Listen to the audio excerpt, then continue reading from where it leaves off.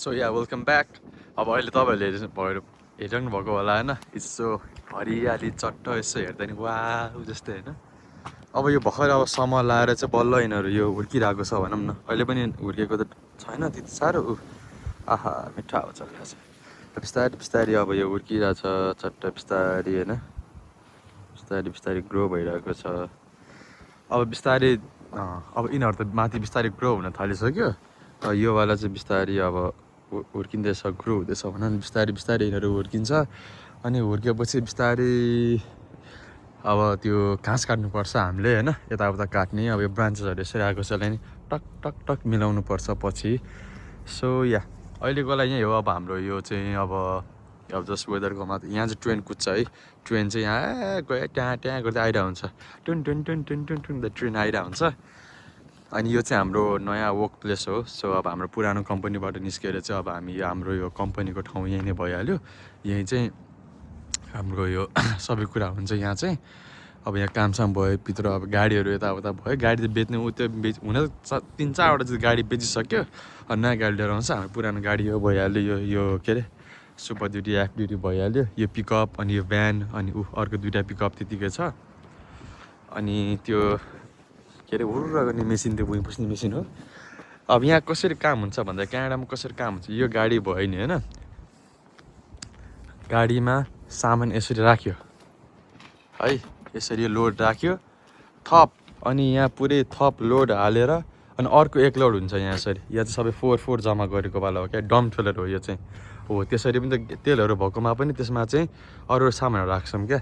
यहाँबाट राखेर यो यसमा ठाउँ नभएर यो ट्रेलर जोडेर अनि यहाँ ट्याक अब यहाँ जस्तै कि यहाँ डोजर सोजर के डोजर पहिला यसमा थियो, डोजरलाई हटाइसक्यो अहिले। डोजर अब केही कामको लागि गएको छ। त्यसरी चाहिँ यिनीहरूले यहाँ चाहिँ त्यसरी काम हुन्छ है, क्यानाडामा चाहिँ त्यसरी काम हुन्छ। यो राख्यो टक्क, ट्रेलरहरू राख्यो, ट्रेलर राखेपछि ट्याक्क लगाएर बाँड्यो, सामान यहाँ राख्यो, गाडीमा चट्ट बस ट्रेलर राखेर हिँड्यो। अनि सामान डबल। अब एक दिनमा सबै काम हुन्छ नि, एक दिनमा सबै काम सकाउने भ्याउने गरेर नि यिनीहरूले एकदम ऱ्यापिड गर्छ क्या। ऱ्यापिड पारामा काम गर्ने भएर चाहिँ आहा ल आज मिठो हावा चलिरहेछ हो। काम पनि डेन्जर लागिरहेछ, कामको पनि कुरा छ, काम नभएको पनि होइन।